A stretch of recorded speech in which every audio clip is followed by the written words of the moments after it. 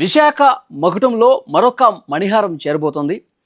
TCS Tata consultancy services విశాఖలో మరొక అద్భుతమైనటువంటి ప్రాజెక్టును నెలకొల్పడానికి సంసిద్ధత వ్యక్తం చేసినట్టుగా సమాచారం వస్తోంది. 1,00,000 కోట్ల రూపాయల పెట్టుబడితో 1000 మెగావాట్ల డేటా సెంటర్ ఏర్పాటుకు సంసిద్ధత వ్యక్తం చేసినట్టుగా సమాచారం వస్తోంది.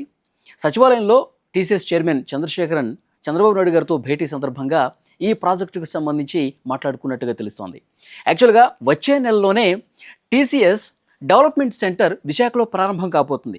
సరిగ్గా అదే రోజున టీసీఎస్ ఈ డేటా సెంటర్ ఏర్పాటుకు సంబంధించి కూడా అదే రోజున అనౌన్స్ చేయబోతున్నారు అన్నట్టుగా సమాచారం వస్తుంది. సో ఈ డేటా సెంటర్ల ఏర్పాటుకు సంబంధించి విశాఖలో దాదాపు 2,60,000 కోట్ల రూపాయలకు సంబంధించి పెట్టుబడులు పెట్టబోతున్నట్టుగా తెలుస్తోంది. సో విశాఖలో ఈ డేటా సెంటర్లతో ఎంతోమందికి ఉపాధి అవకాశాలు లభించబోతున్నాయి. ఈ డేటా సెంటర్లతో వచ్చే ప్రత్యక్ష లబ్ధి కంటే కూడా పరోక్షంగా కొన్ని వేల మందికి ఇక్కడ లబ్ధి జరగబోతుంది. ఎందుకంటే ఈ డేటా సెంటర్ల కేంద్రంగా, ఈ డేటా సెంటర్ల బేసిస్తో ఇంకా ఎన్నో రకాల సంస్థలు ఇక్కడ రాబోయే అవకాశం ఉంది. సో డెఫినెట్గా వేల మందికి ప్రత్యక్ష పరోక్షంగా ఇక్కడ ఉపాధి అవకాశాలు మెరుగుపడతాయి అనటానికి కూడా ఇది చాలా స్పష్టంగా ఈ విషయాన్ని మనం చెప్పొచ్చు. సో ఈ డేటా సెంటర్లు కాదండి, ఇంకా ఎన్నో సంస్థలు ఇప్పుడు గూగుల్లో టీసీఎస్తో పాటు కాగ్నిజెంట్ కావచ్చు, యాక్సెంచర్ కావచ్చు, సిఫీ కావచ్చు, మెటా కావచ్చు, ఇట్లా ఎన్నో అంతర్జాతీయ దిగ్గజ సంస్థలు విశాఖలో రాబోతున్నాయి. ఆల్రెడీ ఒప్పందాలు కూడా జరిగినటువంటి పరిస్థితి. సో మీకు ఇక్కడ ముఖ్యమైన విషయం ఏంటంటే ఈ 15 నెలల కాలంలోనే, కూటమి ప్రభుత్వం వచ్చినటువంటి 15 నెలల కాలంలోనే దాదాపు 6 లక్షల కోట్ల రూపాయల వరకు పెట్టుబడులు ఇక్కడ రాబోతున్నట్టుగా సమాచారం వస్తుంది. అంటే కూటమి ప్రభుత్వం ఎంత వేగంగా, ఎంత సులభంగా పెట్టుబడులను తీసుకొస్తుంది, విశాఖని ఒక ప్రపంచ డేటా హబ్గా తయారు చేయడానికి ఏ విధంగా పావులు కదుపుతుంది, ఎంత సీరియస్గా వర్క్ చేస్తున్నది కూడా ఇక్కడ క్లియర్గా అర్థమవుతుంది.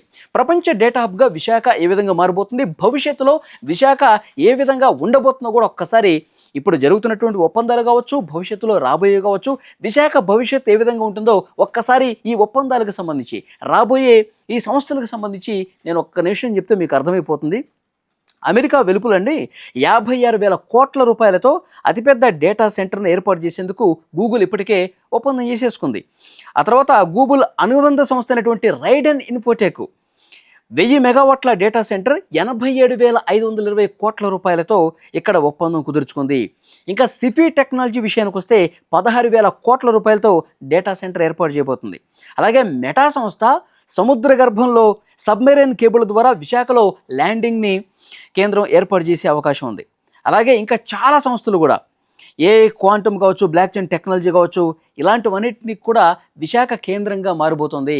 ప్రపంచ ఒక డేటా హబ్గా మారబోతుంది. ఇలాంటి అంతర్జాతీయ సంస్థలన్నీ కూడా రాబోతున్నాయి అనడానికి చాలా స్పష్టంగా ఇవన్నీ కూడా ఉదాహరణగా నిలుస్తున్నాయి.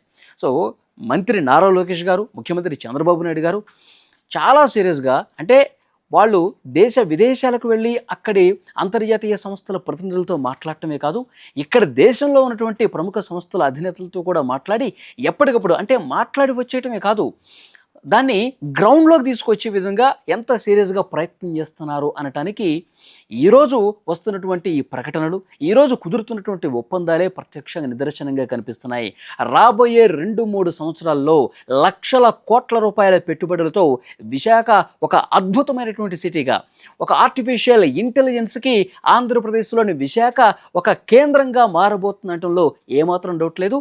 ఇక్కడ ప్రభుత్వం, పాలకులు కూడా అంతే సీరియస్గా వర్కౌట్ చేస్తున్నారు. విశాఖ రూపురేఖలు మరొక 2-3 ఏళ్లలో మారబోతున్నాయి.